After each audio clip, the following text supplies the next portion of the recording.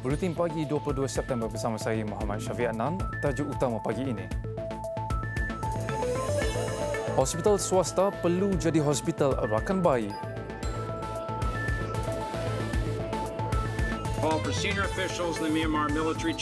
Kanada isytiar tindakan tentera Myanmar terhadap etnik Rohingya, pembunuhan beramai-ramai.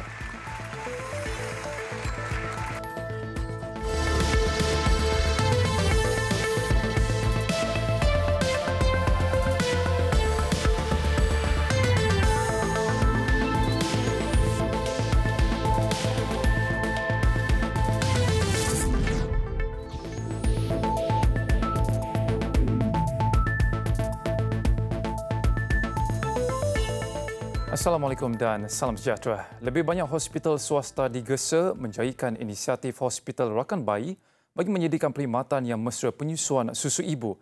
Timbalan Perdana Menteri Datuk Seri Dr. Wan Azizah Wan Ismail berkata, setakat ini hanya 10.9% atau 19 daripada 175 hospital swasta menerima pengiktirafan sebagai hospital rakan bayi. Menyedari akan kepentingan dan kebaikan pelaksanaan hospital rakan bayi ini, saya ingin mengambil kesempatan untuk menggesa serta menyeru agar lebih banyak hospital-hospital swasta bersama-sama dengan kerajaan dalam menjayakan inisiatif murni ini. Oleh itu, saya ingin mencadangkan agar para ibu yang berhajat menerima perkhidmatan di hospital swasta supaya mendapatkan khidmat konsultansi untuk membantu mereka memula dan menjayakan penyusuan susu ibu semasa berada di hospital swasta.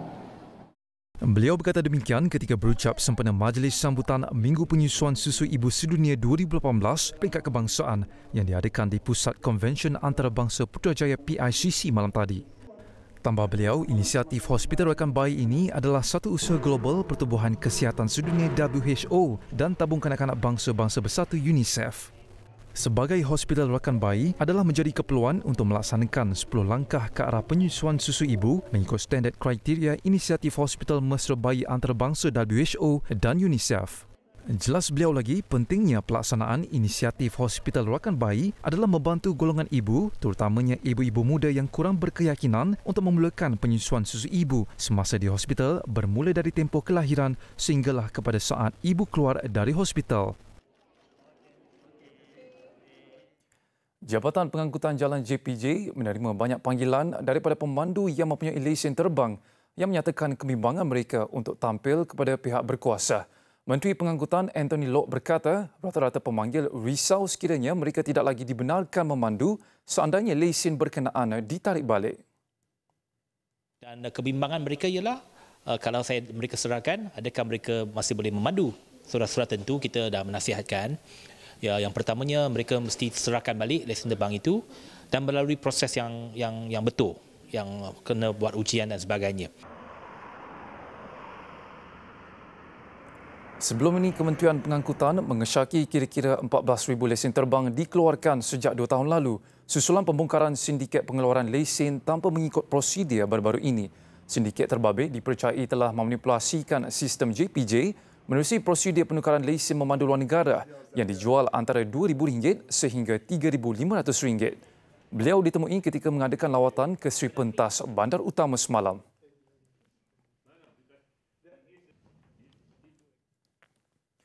Kerajaan meluluskan cadangan Kementerian Perdagangan Antarabangsa dan Industri berhubung inisiatif Industry Forward.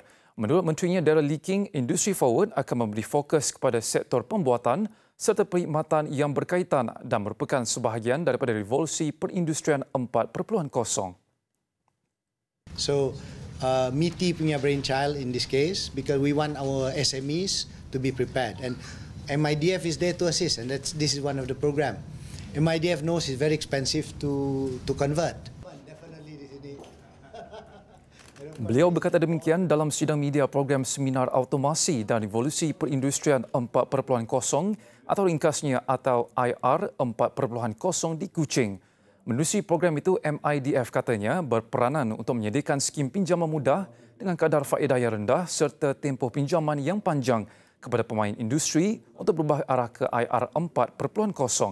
Menurut Daryl, kementeriannya juga akan mencari kaedah lain bagi membantu pemain industri di negara ini bagi tujuan berkenaan.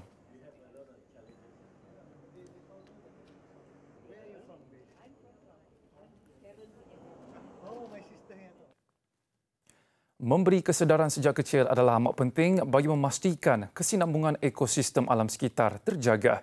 Namun pendidikan saja tidak mencukupi tanpa program kesedaran yang membantu masyarakat untuk lebih mencintai alam semula jadi. Ke arah itu, program pembersihan pantai Negeri Selangor dianjurkan dengan kerjasama Majlis Perbandaran Sepang bagi mengajak masyarakat dalam usaha sama melihara kawasan pantai. Untuk meninjau aktiviti berkenaan, kita akan bersama Amirul Hakim Lokman yang kini berada di Pantai Baganalang Sepang. Silakan Amirul. Syafiq, sebenarnya program yang diwujudkan ini adalah untuk membangkit lagi semangat kesedaran masyarakat umum, terutama dalam menjaga kebersihan alam semula jadi, alam sekitar dan kawasan-kawasan tarikan masyarakat umum, terutamanya di kawasan pantai dan juga di mana pelancong juga akan datang untuk melihat sendiri kawasan-kawasan ini.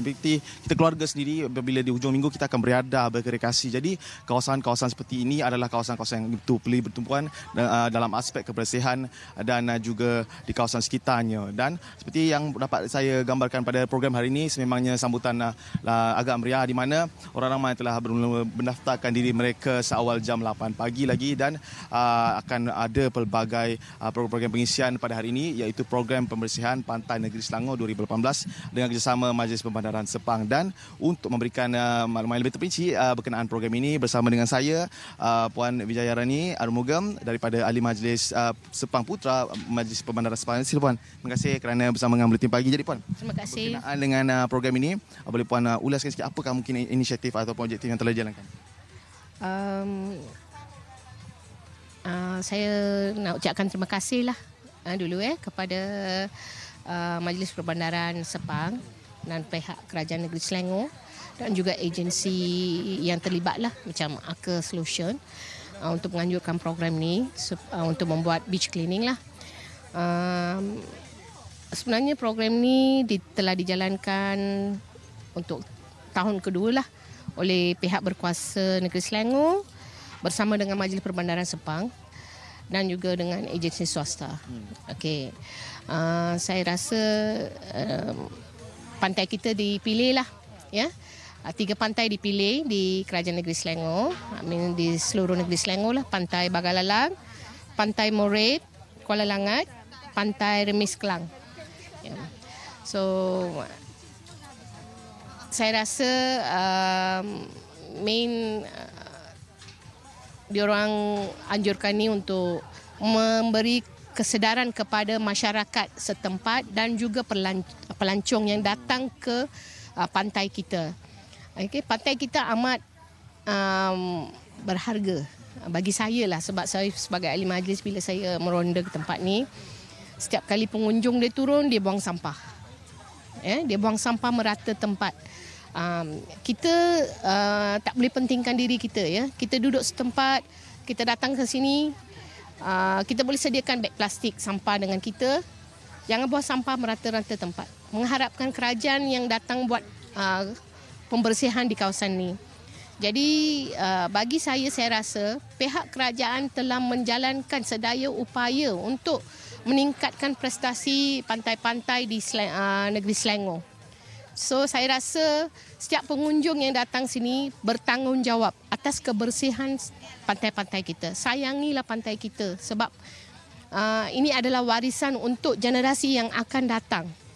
Ya, bagi saya lah, ya, akan datang. Kalau kita kotorkan, kita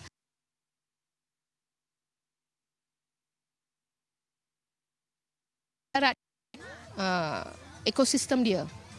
Ya, saya rasa setiap pengunjung, saya merayulah, ini adalah pendapat saya. Saya rasa setiap pengunjung yang hadir ke pantai di mana pun di seluruh negara, bawalah beg plastik sendiri, buang sampah dalam beg plastik dan simpan di dekat tong sampah yang disediakan oleh majlis, ya, Majlis Perbandaran Sepang, supaya dia tak bertaburan.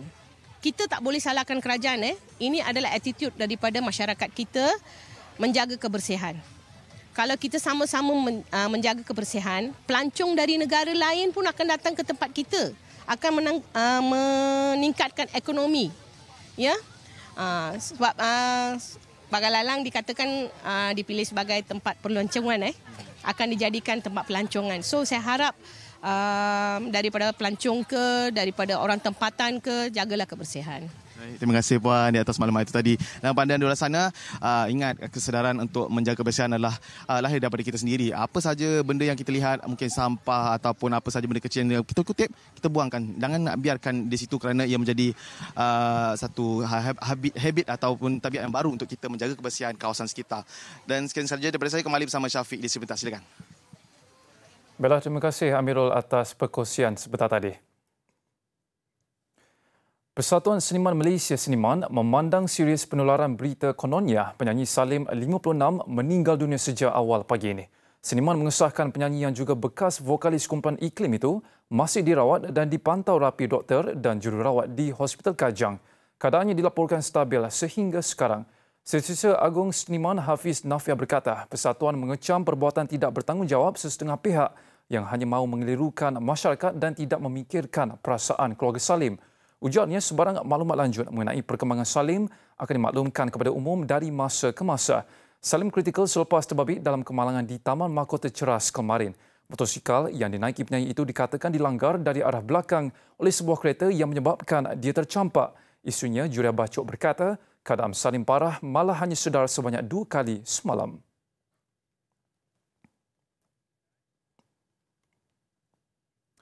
Disangka diculik, rupanya merajuk. Itu cerita di sebalik kehilangan adik Ahmad Akil Akbar 10 tahun yang menjadi tular di laman sosial. Kanak-kanak itu ditemukan oleh orang awam di sebuah kawasan perumahan di Kuala Kangsar.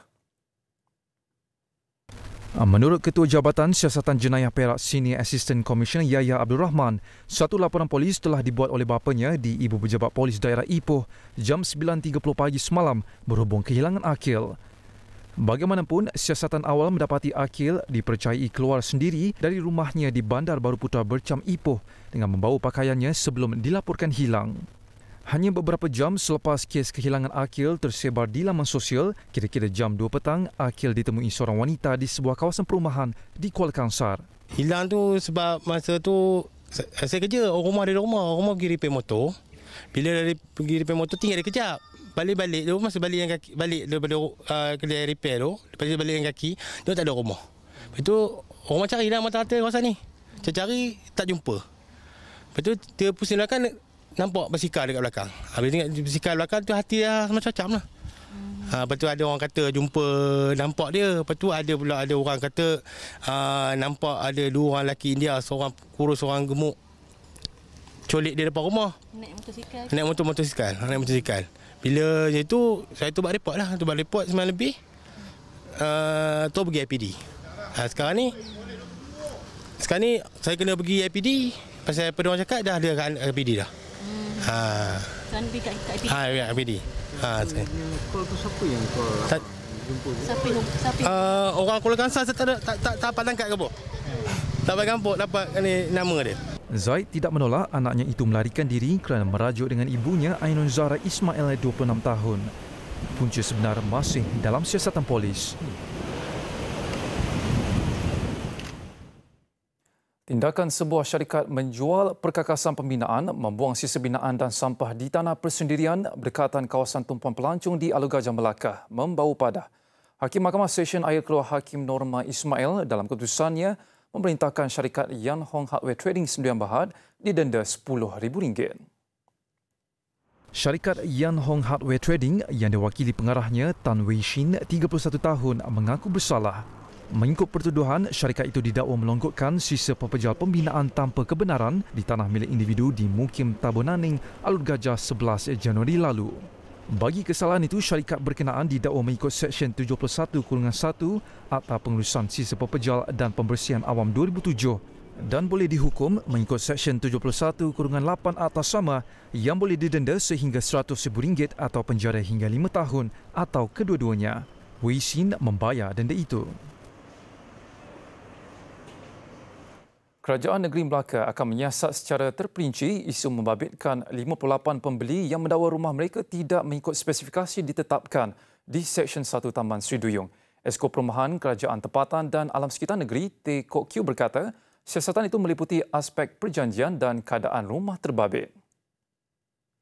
Kita akan bantu, bukan saja kita akan bantu pembeli, kita akan bantu pemaju sekali untuk menyelesaikan masalah mereka.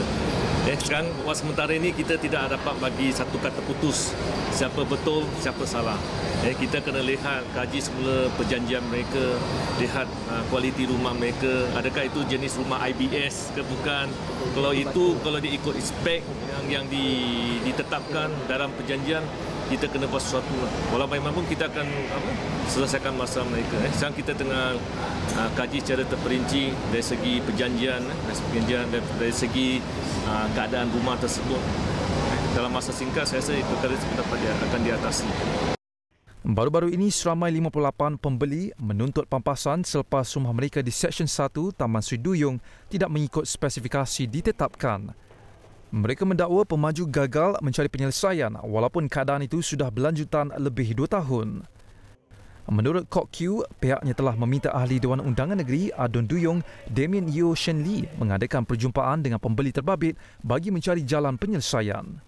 Pihaknya juga ujarnya akan mengadakan pertemuan dengan pihak pemaju bagi tujuan sama. Beliau meminta pembeli rumah terbabit bersabar dan memberi jaminan masalah itu dapat diselesaikan dalam tempoh terdekat ini. Terdahulu, Kok Kiew melancarkan pameran hartanah My Rumah anjuran The New Straits Times Press NSTP di Bandar Hilir. Pasca pilihan raya umum PRU ke-14 bakal menyaksikan satu lagi penumbuhan parti politik baru dikenali sebagai Parti India Muslim Bersatu Malaysia PIBM. Presidennya Datuk Jamrohan Said Kadir berkata, parti ini ditubuhkan untuk memperjuang dan membela hak-hak rakyat Malaysia seperti mana yang termaktub dalam Perlembagaan Malaysia. Sebagai sebuah parti politik, kami akan berusaha untuk menyampaikan suara rakyat Malaysia tanpa mengira kaum dan agama. Kami juga akan berusaha untuk menyatupadukan suara komuniti India Muslim di Malaysia dan bertindak sebagai wadah untuk mewakili hasrat dan keperluan komuniti India Muslim di Malaysia. Tambahnya lagi, PIBM juga akan bertanggungjawab menyuarakan hasrat dan keperluan hampir 800,000 masyarakat India Muslim di negara ini sekaligus bersama-sama dengan Kerajaan Pakatan Harapan membantu memakmurkan negara dan memupuk perpaduan antara kaum berbilang bangsa di negara ini. Jelas Datuk Jamrul Han, permohonan pendaftaran ketika ini juga telah dihantar kepada pendaftar pertubuhan ROS dan pihaknya masih menunggu kelulusan ROS serta merancang untuk melancarkan parti berkenaan dalam tempoh 3 bulan daripada tarikh kelulusan dengan kehadiran 5,000 ahli.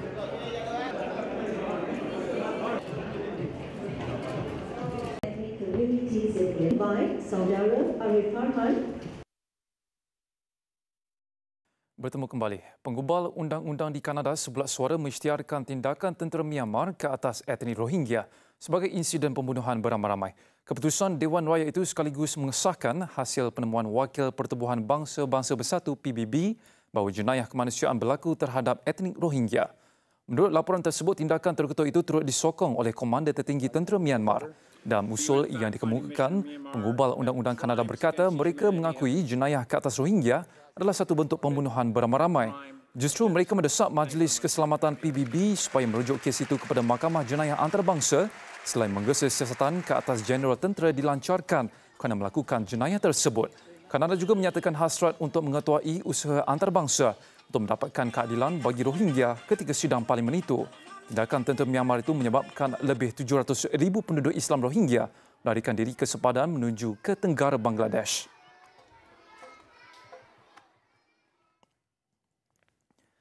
38 calon yang akan bertanding dalam pilihan raya umum Indonesia 2019 pernah disabit kesalahan rasuah. Lebih 200,000 calon dilaporkan akan mengambil bahagian dalam pesta demokrasi bagi merebut kerusi legislatif peringkat wilayah tahun depan. Jakarta Post melaporkan Suruhanjaya Pilihan Raya Indonesia KPU telah meluluskan permohonan mereka selaras dengan keputusan Mahkamah Tinggi Indonesia. Ia bagaimanapun bercanggah dengan peraturan KPU yang melanggar mereka yang pernah disabitkan dengan kesalahan rasuah, gangguan seksual dan penyalahgunaan dadah untuk bertanding di dalam pilihan raya. Parti Gerindra mempunyai jumlah calon yang teramai disabitkan dengan kesalahan rasuah iaitu 6 orang termasuk Muhammad Taufik yang menjalani hukuman penjara 18 bulan pada tahun 2004. Pilihan OIE Indonesia akan diadakan pada April tahun depan.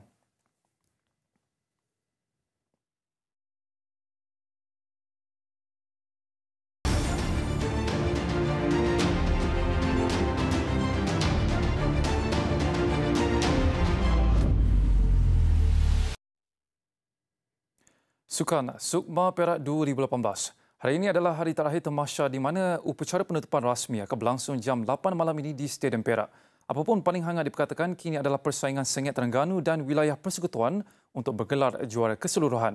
Ia hanya dapat dipastikan apabila beberapa acara akhir seperti basikal track, squash dan bola jaring yang akan berlangsung hari ini menobatkan pemenangnya. Untuk perkembangan perjalanan Sukma hari ke-12, kita bersama wartawan Imaliana Isa di Ipoh. Silakan Lia. Assalamualaikum dan salam sejahtera. Anda bersama saya secara langsung di arena squash Perak ini untuk perkembangan Tamasya Sukma 2018. Hari ini Tamasya akan ditutup secara rasmi dan upacara penutupannya akan berlangsung malam ini. Akan dihadiri oleh Timbalan Perdana Menteri Datuk Seri Dr. Wan Azizah Wan Ismail, juga Menteri Belia dan Sukan Syed Saddiq Syed Abdul Rahman.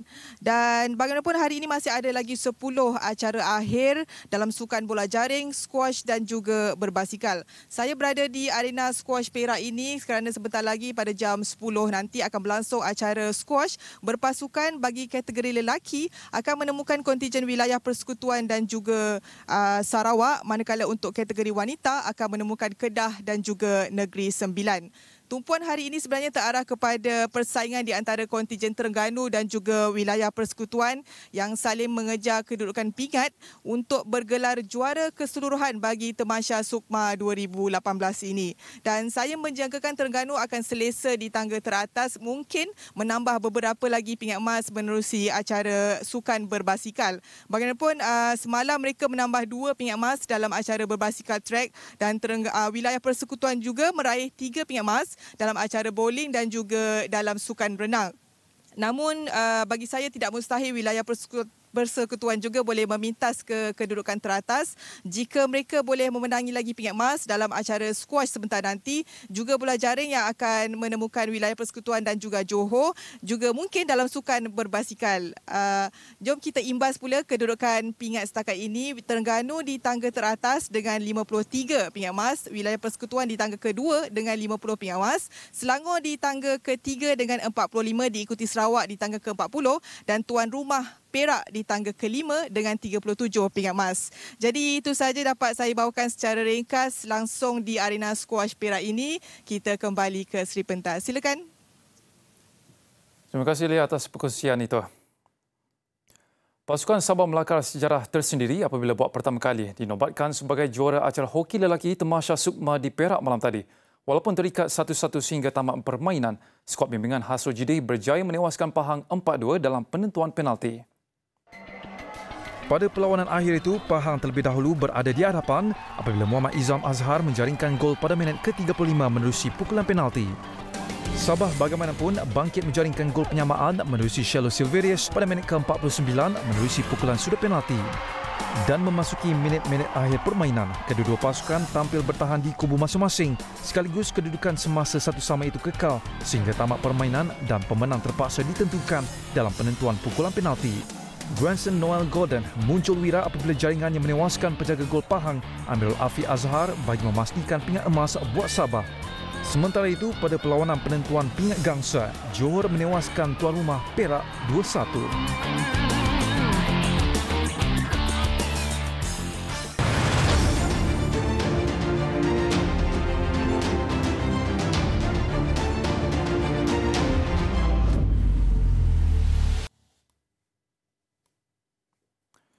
Sekian paparan Buletin Pagi, mengakhiri saksikan seorang ahli silap mata yang memukau pengguna pengangkutan awam di St. Petersburg, Rusia. Teruskan menonton TV3, saya Muhammad Syafiq Adnan. Assalamualaikum dan salam hormat.